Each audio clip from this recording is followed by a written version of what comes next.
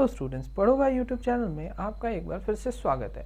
तो यहाँ पे हम करते हैं एनसीईआरटी बुक का detail explanation line by line और करते हैं ढेर सारे क्वेश्चंस की प्रैक्टिस।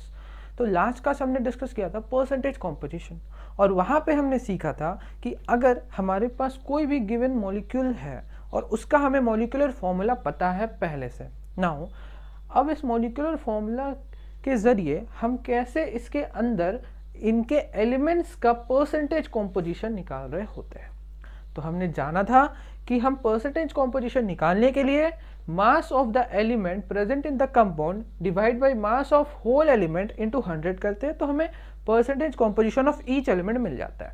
तो आज की इस क्लास में हम डिस्कस करेंगे एम्पिरिकल एंड मॉलिक्यूलर फॉर्मूला। तो यहाँ पे हम जानेंगे कि अगर हमारे पास कोई भी कंपाउंड है जिसका हमारे पास percentage composition of each element present in it दिया हुआ है तो हम इसका यूज करके कैसे उस मॉलिक्यूल के मॉलिक्यूलर फॉर्मूला तक पहुंचते हैं। पहले वाले टॉपिक में हमारे पास मॉलिक्यूलर फॉर्मूला था, हमें ये परसेंटेज कॉम्पोजिशंस निकालने थे। अब हमारे पास ये परसेंटेज कॉम्पोजिशन है और ये मॉलिक्यूलर फॉर्मूला निकालना है। बात क्लियर हो रही है? तो टॉपिक का नाम है एम्पिरिकल एंड मॉलिक्यूलर फॉर्मूला। तो एनसीईआरटी बुक निकाल लीजिए, अपने कॉपी पे हेडिंग डालिए एम्पिरिकल एंड मॉलिक्यूलर फॉर्मूला।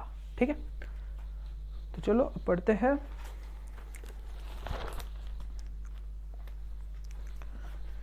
तो देखिए, an empirical formula represents the simplest whole number ratio of various element present in the compound. मैंने बोला simplest whole number ratio, okay. Whereas the molecular formula shows the exact number of different types of element present in the compound। बात को सुनिएगा क्या हो रहा है यहाँ पर। एक बोला कि empirical formula क्या होता है, simplest whole number ratio of the element present in it, whereas molecular formula क्या होता है,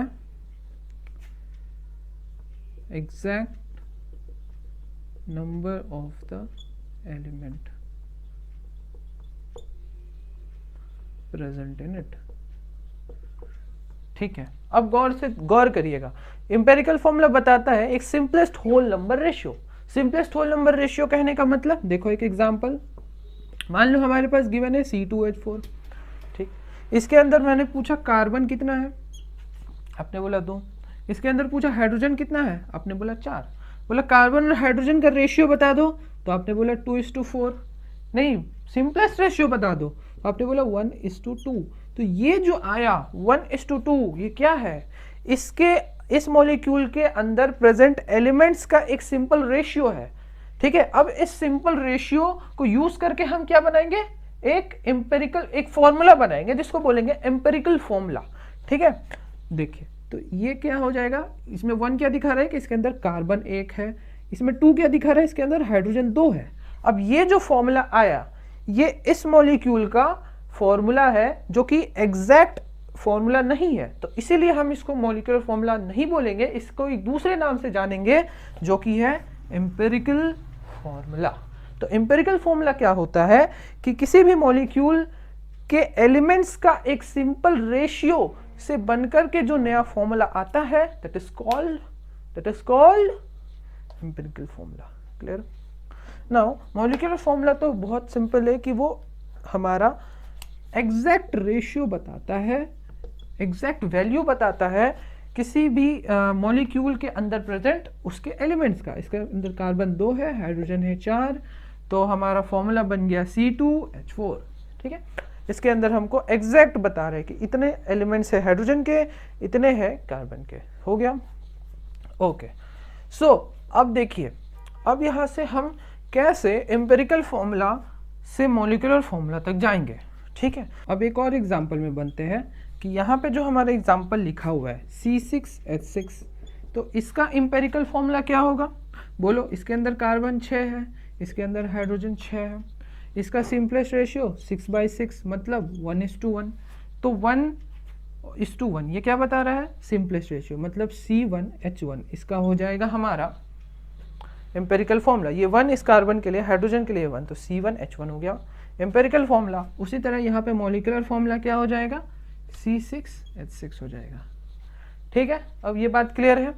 अब ज़रा ध्यान दीजिएगा, अब हम इसे मिटाने जा रहे हैं, इसे आप नोट कर लीजिए। हमारे पास C1H1 था, इसका एम्पेरिकल फॉर्मूला।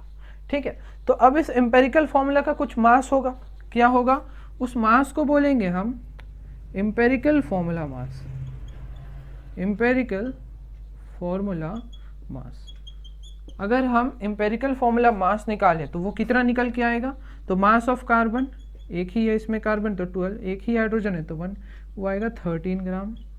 ठीक, अब यहाँ पे मॉलिक्यूलर फॉर्मूला मास कितना निकल के आएगा, अभी हमने यहाँ निकाल रखा है 78 ग्राम,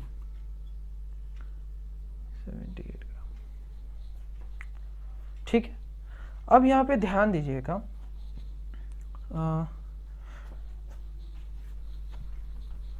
अब ध्यान दीजिएगा कि अगर हम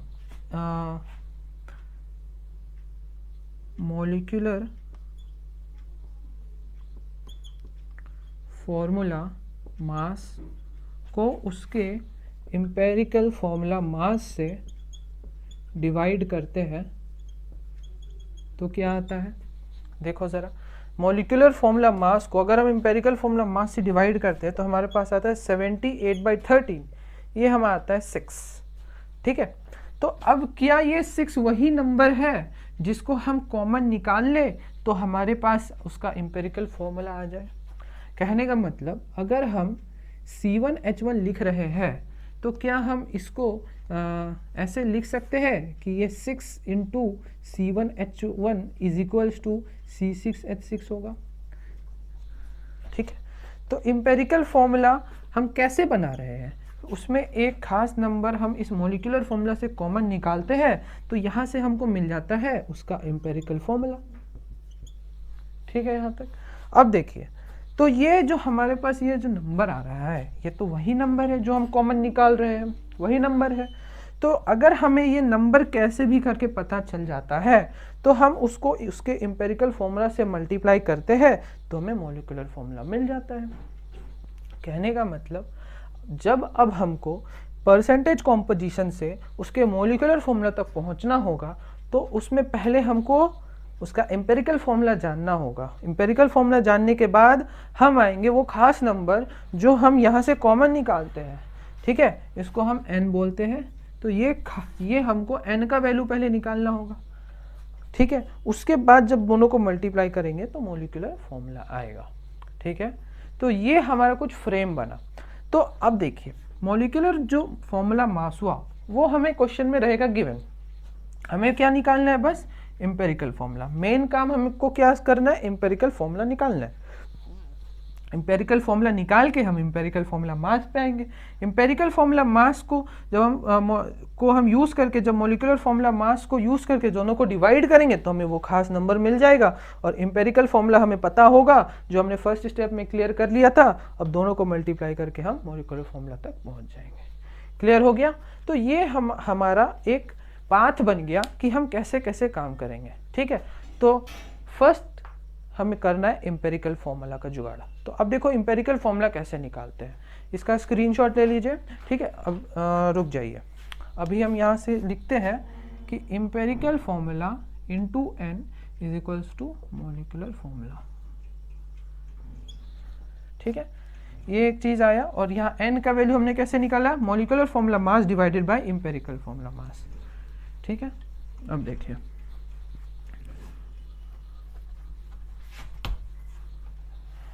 n का वैल्यू कैसे निकाला, तो molecular formula mass divided by empirical formula मास। यहाँ से हमें मिल गया n का वैल्यू। अब इसका स्क्रीनशॉट आप ले लो। अब हम इस क्वेश्चन को यहाँ पे जब हमें गिवन है percentage composition of each element present in this molecule, तो अब इस परसेंटेज कॉम्पोजिशन को यूज़ करके चलिए हम इसके मॉलिक्यूलर फॉर्मूला तक आते हैं। और यहाँ पे क्योंकि हमें पहले से पता है तो हम वेरीफाई भी कर लेंगे कि हाँ हमने जो निकाला है वो ठीक ठीक निकाला है। तो चलिए, तो क्वेश्चन में हमारे पास गिवन रहेगा क्या कि कार्बन का हमारे पास परसेंटेज है 92.3%। ठीक है, हाइड्रोजन का हमारे पास परसेंटेज गिवन रहेगा 7.69% और बोलेगा कि इसका मॉलिक्यूलर मास है 78 ग्राम। ठीक है, ये 3 बातें गिवन होगी हमें। अब हमको इस सारे चीज़ों का यूज़ करके जाना है उसके मॉलिक्यूलर फॉर्मूला में। तो हमारा स्टेज 1 है, स्टेज 1 क्या है कि हमें परसेंटेज कॉम्पोजिशन लिखना है, हर एक एलिमेंट का परसेंटेज कॉम्पोजिशन लिख दिया। अब स्टेज 2 क्या है कि हमको क्या लिखना है, उस परसेंटेज कॉम्पोजिशन को इन टर्म्स ऑफ वेट लिखना है। तो वेट कैसे लिखेंगे, तो बस हमारे पास लिखा है 92.3%, तो इसको हम लिख देंगे 92.3 ग्राम और इसको लिख देंगे 7.69 ग्राम। क्लियर हो गया। थर्ड स्टेज है कि हमको वेट को कन्वर्ट करना है मोल्स के अंदर कन्वर्ट करना है। तो हम कैसे करेंगे, तो गिवन वेट बाय उसका मोलर मास। तो कार्बन का मोलर मास है 12, हाइड्रोजन का मोलर मास है 1। ठीक है, तो अब हम पर इसको डिवाइड करते ही 7.7 और 7.69 की वैल्यू आती है। ठीक है, स्टेज 3 हो गया। अब हमारा है स्टेज 4 कि अब हमको मोल्स का सिंपल रेशियो निकालना है। ठीक है, कैसे निकालेंगे, तो जो छोटी वैल्यू होगी उसको ही सबसे डिवाइड कर देंगे। तो छोटी वैल्यू कौन सी है, 7.69, तो 7.7 डिवाइडेड बाई 7.69 ये अप्रोक्सीमेटली 1। 7.69 डिवाइडेड बाई 7.69 ये आएगा 1। कहने का मतलब यहाँ पे जब हमने मोलर रेशियो निकाल लिया तो हमारा काम हो जाएगा खत्म। अब हमारे पास कार्बन का वैल्यू आया 1, हाइड्रोजन का वैल्यू आया 1। ठीक है, अब दोनों के कॉरस्पॉन्डिंग वैल्यू को यूज करके आप बना सकते हैं एम्पिरिकल फॉर्मूला। तो ये हमने पहला टास्क क्लियर कर लिया। समझ में आया यहाँ तक। फिर से देखिए, क्वेश्चन में आपको गिवन रहेगा कि कार्बन का 92.3% है और हाइड्रोजन का 7.69% है। तो आपको क्या करना है, इसका परसेंटेज लिखना है यहाँ पे। सेकंड में क्या करना है, आपको उसको वेट में कन्वर्ट कर देना है। तो वेट में कन्वर्ट कर देने के लिए आप बस 92.3% को यहाँ पे 92.3 ग्राम लिखेंगे, 7.69% को 7.69 ग्राम लिखेंगे। लिख दिया ग्राम में। अब हम इसके वेट को मोल्स में कन्वर्ट करेंगे। कैसे कन्वर्ट करेंगे, तो 92.3 डिवाइडेड बाई 12 मोलर मास है इसका, गिवन वेट है ये। मोलर ये हो गया given weight, molar mass hydrogen का 1 कर दिए कन्वर्ट, डिवाइड किए तो आया 7.7, यहाँ से आया 7.69 कर दिया। अब मोल को सिंपल रेशियो में कन्वर्ट कर लीजिए, तो छोटी वैल्यू को डिवाइड करना है। छोटी वैल्यू है 7.69, तो इससे सबको डिवाइड कर दीजिए, इसका अप्रॉक्सीमेटली 1 आता है। अब मोलर रेशियो हमको सिंपल मोलर रेशियो मिल गया है, वहां से हमने बनाया इसका एम्पिरिकल फॉर्मूला। क्लियर है। अब एम्पिरिकल फॉर्मूला तक हम पहुंच गए हैं। अब हमको क्या बनाना है, एम्पिरिकल फॉर्मूला मास। वो आ जाएगा 12 + 1 दैट इज 13 ग्राम। आ गया एम्पिरिकल फॉर्मूला मास, आ गया। ठीक, अब देखिए एम्पिरिकल फॉर्मूला मास निकल के आ गया। अब हमें गिवन वेट दिया है इस मॉलिक्यूल का 78, तो n का वैल्यू हम कैसे निकालेंगे, molecular formula mass divided by, इसको मिटाते हैं, यहाँ पे लिखा हुआ है हमारा molecular formula mass divided bye empirical formula mass. Molecular formula mass given है यहाँ पे 78, एम्पिरिकल फॉर्मूला मास गिवन है 13। डिवाइड करिएगा, लगभग 6 के जितना वैल्यू आएगा। ठीक है, तो n का वैल्यू हमारा निकल गया 6। ठीक, तो अब यहाँ पे हमें n का वैल्यू मिल गया है, तो हम यहाँ n का वैल्यू क्या रखेंगे, अब ये फॉर्मूला यूज करके हम मॉलिक्यूलर फॉर्मूला तक पहुंचेंगे। तो एम्पिरिकल फॉर्मूला है क्या हमारा, C1H1। अब हमें वो खास नंबर मिल गया है जिसको हम मॉलिक्यूलर फॉर्मूला से कॉमन निकालते हैं तो हमको एम्पिरिकल फॉर्मूला मिल जाता है, वो है n तो पता चल गया, हम रख दिए 6। एम्पिरिकल फॉर्मूला पता चल गया C1H1। मॉलिक्यूलर फॉर्मूला क्या होगा, C6H6। बोलो, ये भी C6H6, ये भी C6H6। तो यहाँ से हम ये प्रोसेस को अपना करके यहाँ पे हम परसेंटेज से उसके molar ratio, simple molar ratio तक पहुँचते हैं और इस मोलर रेशियो को यूज़ करके हम एम्पिरिकल फॉर्मूला तक पहुँचते हैं। फिर एम्पिरिकल फॉर्मूला मास निकालते हैं, फिर एम्पिरिकल फॉर्मूला मास निकाल के उसको डिवाइड करते हैं मॉलिक्यूलर फॉर्मूला मास से और हमको वो वैल्यू मिलती है n की वैल्यू। फिर n की वैल्यू को हम मल्टीप्लाई कर रहे होते हैं उसके एम्पिरिकल फॉर्मूला से, तो यहाँ पे हमको मिल जाता है मॉलिक्यूलर फॉर्मूला। बोलो, क्या ये सारे स्टेप्स आपको पूरी तरह से क्लियर हो रहे हैं? तो यही सारे स्टेप्स को यूज़ करके हम किसी भी मॉलिक्यूल के अंदर अगर हमको उसके परसेंटेज ऑफ एलिमेंट्स के बारे में पता चल जाए तो ये सारे स्टेप को यूज़ करके हम एम्पेरिकल फॉर्मूला और उसका मॉलिक्यूलर फॉर्मूला निकाल सकते हैं। हो गया? क्या ये क्लियर हो गया? टास्क खत्म। हमने टास्क खत्म कर लिया। अब हमको उसका मॉलिक्यूलर फॉर्मूला मिल गया और हमने वेरीफाई भी कर लिया कि हाँ ये जो मॉलिक्यूलर फॉर्मूला है वो ट्रू है। चलो अब करते हैं इसके और भी डिफरेंट क्वेश्चंस। चलो बढ़ते हैं आगे, स्क्रीनशॉट लीजिए। चलो अब बढ़ते हैं इस क्वेश्चन में। तो ये क्वेश्चन हमारा एनसीईआरटी का एग्जाम्पल क्वेश्चन है। तो ये क्वेश्चन में देखो क्या क्या बोला गया है। हमारे पास एक कंपाउंड है जिसका मॉलिक्यूलर मास हमें गिवन है 98.96 ग्राम। ठीक है, अब इसके अंदर बोला कि हाइड्रोजन कितना है 4.07%, कार्बन कितना है 24.27%। ठीक है, एंड इसके अंदर क्लोरीन गिवन है 71.65%। मोलर मास पता है हमें निकालना एम्पेरिकल एंड मॉलिक्यूलर फॉर्मूला। तो अब देखो गिवन जो जो उसको लिख दो साइड करके। तो कार्बन है, हाइड्रोजन है और क्लोरीन है। कार्बन कितना है तो 24.27% कार्बन है। हाइड्रोजन कितना है,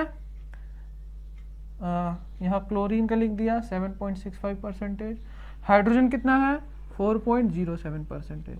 ठीक है, तो हमने यहाँ से परसेंटेज इसका लिख लिया है। अब परसेंटेज निकालने के बाद हम इसको क्या करेंगे, वेट में कन्वर्ट कर देंगे। तो वेट में कन्वर्ट करने के लिए बस सिंपली उस वैल्यू को उतार देना है। ठीक है, परसेंटेज का साइन हटा करके हो गया वेट में कन्वर्ट। इसके बाद मोल्स में कैसे कन्वर्ट करेंगे, तो given weight by molar mass, given weight by molar mass, given weight by molar mass, कर लिया कन्वर्ट। परसेंटेज में हो गया, वेट में हो गया, मोल्स में। अब क्या बचा, हाँ molar ratio, simplest molar ratio. पहले मोलर रेशियो फिर मोलर रेशियो। अच्छा मोल्स में तो लिखा ही नहीं वैल्यू मोल्स में हो गया ये लगभग 2 टाइम्स, ये हो गया 4, ये लगभग 2। ठीक है, अब मोलर रेशियो निकाल लो, सिंपलेस्ट मोलर रेशियो। क्या करते थे, छोटी वैल्यू को सबसे डिवाइड करते थे। छोटी वैल्यू कौन सी है 2। ठीक है, तो 2/2, 4/2, 2/2 क्या आ जाएगा 1। यहाँ क्या आ जाएगा 2, यहाँ क्या आ जाएगा 1। ठीक है, सिंपलेस्ट मोलर रेशियो मिल गया, हाँ मिल गया। अब क्या करेंगे, अब एम्पेरिकल फॉर्मूला लिखेंगे। कैसे लिखेंगे, मोलर रेशियो का यूज करके। कैसे, तो कार्बन के लिए उसकी वैल्यू क्या है 1 C1, हाइड्रोजन के लिए 2 H2, क्लोरीन के लिए 1। एम्पेरिकल फॉर्मूला मिल गया, क्या मिला C1 H2 Cl। ठीक है, अब एम्पेरिकल फॉर्मूला तो पता चल गया आपको। अब आपको पता है कि एम्पेरिकल फॉर्मूला इनटू में n is equals to molecular formula. ठीक, तो एम्पेरिकल फॉर्मूला पता चल गया तो इसका मास भी पता कर लो। क्या होगा, mass of carbon, mass of hydrogen 2 है तो 2, और इसका हो जाएगा 35.5। क्लोरीन का मास 35.5 होता है। ऐड करो जरा,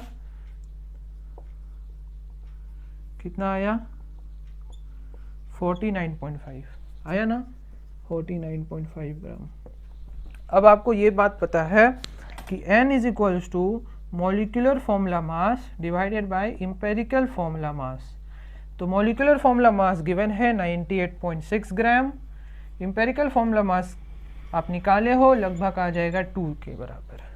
ठीक है, अब यहाँ पे आप रखोगे एम्पेरिकल फॉर्मूला में C1 H2 Cl, n का वैल्यू रख दो 2, तो मॉलिक्यूलर फॉर्मूला निकल जाएगा C2, यहाँ पे H4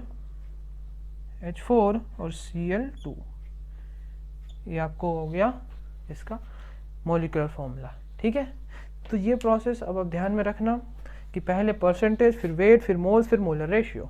जो मोलर रेशियो आता है उसमें हम उसकी करस्पॉन्डिंग वैल्यू को हम रखते हैं C1, फिर H के लिए 2, क्लोरीन के लिए 2। आ गया एम्पेरिकल फॉर्मूला। अब इसका मासेस को ऐड करते हैं तो एम्पेरिकल फॉर्मूला मास, फिर इस तरीके से यूज़ करके इनका वैल्यू निकाल करके हम रखते हैं इसके अंदर, मिल जाता है हमको मॉलिक्यूलर फॉर्मूला। क्लियर हो गया, चलो मिटाते हैं इसको, जल्दी से स्क्रीनशॉट खींचो और करते हैं अपना नेक्स्ट क्वेश्चन।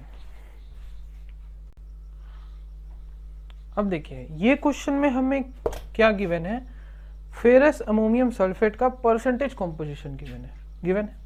एम्पेरिकल फॉर्मूला बस निकालने बोला गया है, ठीक।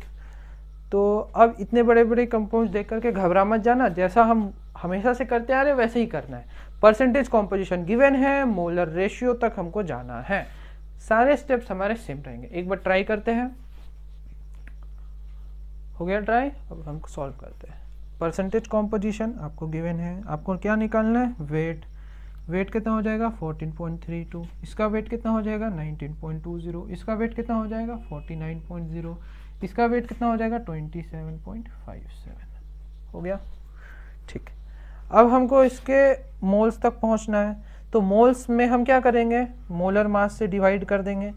तो यहाँ पे फिर Fe का मोलर मास आपको हो जाएगा 56, NH4 का मोलर मास हो जाएगा 17, 14 और प्लस 4 18 हो जाएगा। इसका मोलर मास हो जाएगा 96 और इसका मोलर मास हो जाएगा 18। क्लियर है? अब आपको क्या करना है, अब सबको मोल्स कैलकुलेट करके बताइए कितना आ रहा है। तो देखिए हमने यहाँ पे मोल्स निकाल लिया, अब हमको क्या निकालना है, मोल रेशियो निकालना है। मोल रेशियो में क्या करते हैं, सबसे छोटी वैल्यू से सबको डिवाइड करते हैं। छोटी वैल्यू कौन सी है, ये वाली, तो 0.255 डिवाइडेड बाई 0.255, यहाँ पे 0.511 डिवाइडेड बाई 0.255, यहाँ पे 0.510 डिवाइडेड बाई 0.255, यहाँ पे 1.52 डिवाइडेड बाई 0.255। ठीक है, तो ये अप्रॉक्सीमेटली हो जाएगा 1 टाइम्स, ये अप्रॉक्सीमेटली हो जाएगा 2 टाइम्स, ये अप्रॉक्सीमेटली हो जाएगा 2 टाइम्स, ये अप्रॉक्सीमेटली कितना हो जाएगा 5 टाइम्स। ठीक है, क्लियर है?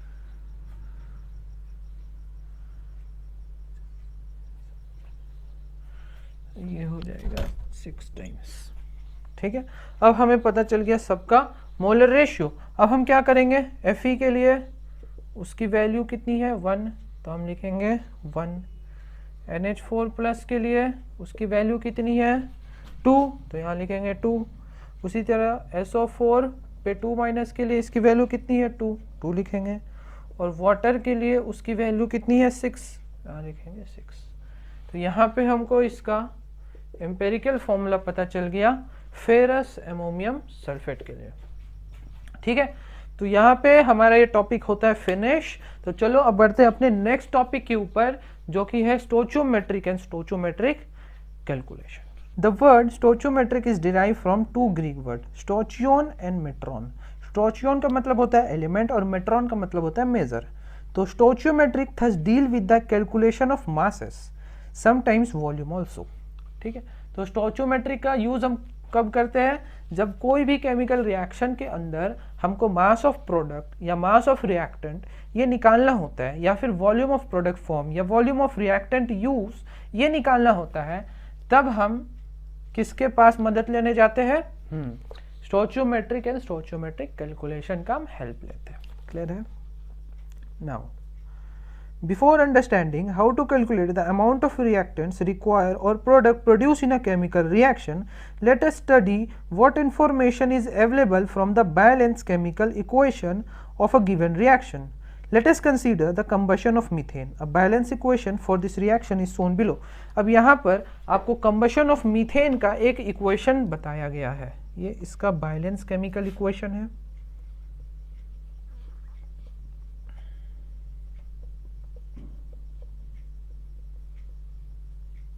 ठीक है, ध्यान में रखना कि जब भी हम बोलते हैं कंबशन रिएक्शन, तो हम वहां पे क्या करते हैं, उसका उस पर्टिकुलर सब्सटेंस का ऑक्सीजन के साथ रिएक्ट करवाते हैं और प्रोडक्ट में हमें always carbon dioxide and water मिलता है।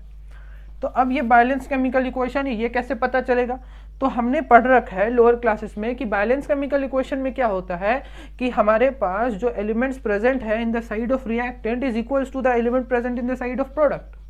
क्लियर? अब यहाँ पे देखिए कार्बन के कितने एलिमेंट है, एक, सिर्फ यहीं पे कार्बन है, रिएक्टेंट के साइड में हाइड्रोजन कितना है 4 है, और ऑक्सीजन कितना है 2 × 2 दैट इज 4।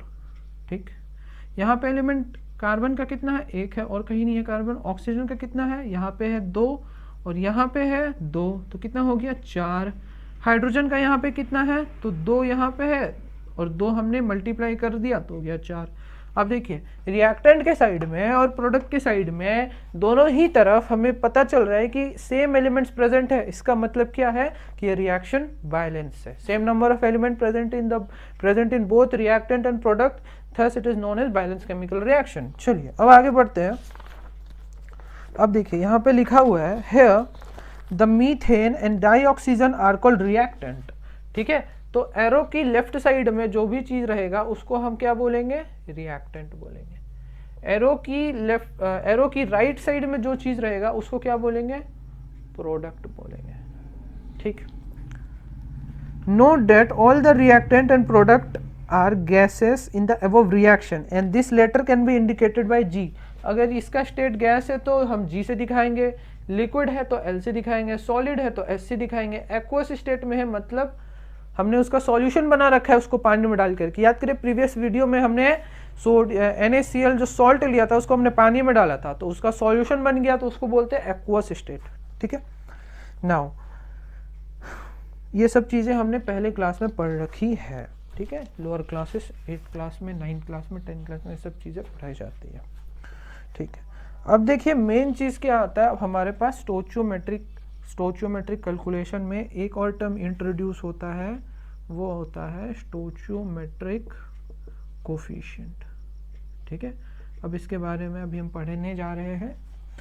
देखिए the coefficient 2 for O2 and H2O are called stoichiometric coefficient. क्या हुआ, ये हमने जो यहाँ पर एक खास नंबर से मल्टीप्लाई किया ताकि ये रिएक्शन पर्टिकुलरली बैलेंस हो जाए, तो ये जो हमारा ये जो नंबर यहाँ मल्टीप्लाई कर रहे हैं इसको हम क्या बोलते हैं, स्टोचियोमेट्रिक कोफिशिएंट। ठीक है, क्या बोलते हैं, स्टोचियोमेट्रिक कोफिशिएंट। अब similarly the coefficient of CH4 is 1 and carbon dioxide is also 1। ठीक है, thus according to the above chemical reaction, अब इस केमिकल रिएक्शन को हम देख करके क्या बोल सकते हैं कि 1 mole of CH4 react with 2 mole of O2। अब इसको देख करके हम बोलते हैं कि 1 मोल CH4 रिएक्ट किया होगा 2 मोल O2 के साथ और 1 मोल कार्बन डाइऑक्साइड और 2 मोल वाटर प्रोड्यूस हुआ होगा। ठीक है, अब देखो इस यहां से अब हम क्या क्या कंक्लूजन निकाल सकते हैं। ठीक है, यहां से हमारा क्या कैलकुलेशन निकलेगा कि 1 मोल CH4 प्रोड्यूस किया होगा 1 मोल कार्बन डाइऑक्साइड 2 मोल वाटर, ये बोल सकते हैं। दूसरा बोल सकते हैं कि combustion reaction of in combustion reaction of CH4 2 mole of oxygen produces 1 mole of CO2 and 2 mole of water। ठीक है, ये बोला। थर्ड में हम क्या बोलते हैं कि 1 mole of CH4 reacts with 2 mole of O2। ठीक है, and produces 1 mole of CO2 and 2 mole of water, ये बोला होगा। तो ये तो सारा चीज हो गया हमारे रिएक्टेंट के साइड से। ठीक है, अब हम लिखते हैं प्रोडक्ट के साइड से। तो प्रोडक्ट के साइड से हम फिर से लिखेंगे in combustion of methane 1 mole of CO2 is formed from 1 mole of methane, ऐसा भी बोल सकते हैं। और 2 mole of water is formed from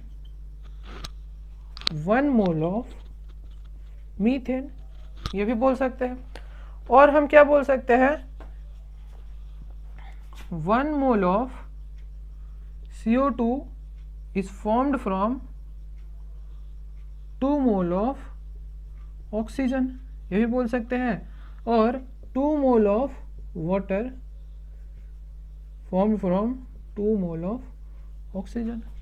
ठीक है, तो ये इतना सारा हमारा कैलकुलेशन निकला, कंक्लूजन निकला। तो क्या ये सारी बातों को याद करना होगा? नहीं याद करना होगा, बिल्कुल याद नहीं करना है, बस इसको देख करके बोलना है। कैसे बोलेंगे? तो 1 मोल मीथेन हमारा 2 मोल ऑक्सीजन के साथ रिएक्ट कर रहा है और 1 मोल CO2 बन रहा है। अब बोलोगे 1 मोल लिखा कहाँ है? तो ये जो स्टोइचोमेट्रिक कोफिशिएंट है ना, इसी को हम बोल रहे हैं कि 1 मोल मीथेन है, 2 मोल ऑक्सीजन है, 1 मोल CO2 है, 2 मोल वाटर है। अब आया समझ में? अब पढ़ो अब इस लाइन को। 1 मोल CH4 क्या कर रहा है? 1 मोल CO2 और 2 मोल वाटर बना रहा है। तो 1 मोल CH4 है, 1 मोल CO2 और 2 मोल वाटर बना रहा है। क्लियर हुआ? अब देखो 2 मोल O2, 1 मोल CO2 और 2 मोल वाटर बना रहा है। 2 मोल O2, 1 मोल CO2, 2 मोल वाटर बना रहा है। अब इस रिएक्शन में 1 मोल CH4 2 मोल O2 के साथ रिएक्ट कर रहा है, यही थर्ड लाइन है। अब क्लियर हो रहा है? ऐसे ही करके हमने सारी लाइनों को लिखा है। आपको याद करने का जरूरत कुछ नहीं है, बस रिएक्शन को देखना है और समझना है कि हमको रिएक्शन में कौन से स्टेटमेंट का यूज करके क्वेश्चंस को बनाना है। ठीक, कर सकते हो? चलो एक स्टेटमेंट मुझे बताओ कि ये जो कार्बन डाइऑक्साइड 1 मोल बन रहा है वो कितने मोल ऑक्सीजन के साथ बन रहा होगा? बोलो, स्टोइचोमेट्रिक देखो। हाँ, इसका क्या है? 2 है, तो ये 2 मोल ऑक्सीजन 1 मोल कार्बन डाइऑक्साइड बना रहा है। ठीक, अब बताओ ये जो वाटर है वो कितना मोल है? 2 मोल है ना। ठीक, ये 2 मोल वाटर कितने मोल CH4 से बन रहा होगा? तो CH4 का स्टोइचोमेट्रिक कोफिशिएंट देखो 1, तो 1 मोल CH4 2 मोल वाटर बना रहा है। ठीक है, क्लियर हो गया? चलो अब बढ़े आगे, मिटा देते हैं। अब ये क्वेश्चन को हमको करना है। ठीक है, अब क्योंकि हम पढ़ रहे हैं स्टोइचोमेट्रिक कैलकुलेशन, तो हमें डील करना होगा क्वेश्चन बेस्ड ऑन रिएक्शन। तो हमें अब रिएक्शन लिखना आना चाहिए। ठीक है, तो हम अपने माइंड को खुला रखेंगे। ठीक है, बस कॉमन सेंस का यूज़ करते हुए हम रिएक्शन लिखेंगे। बहुत सारे क्वेश्चंस में रिएक्शंस गिवन होते हैं, कुछ रिएक्शन हमें खुद के लिखने होते हैं। तो हम कैसे करेंगे? तो हम नंबर ऑफ क्वेश्चंस सॉल्व कर करके रिएक्शन लिखना सीख जाएंगे।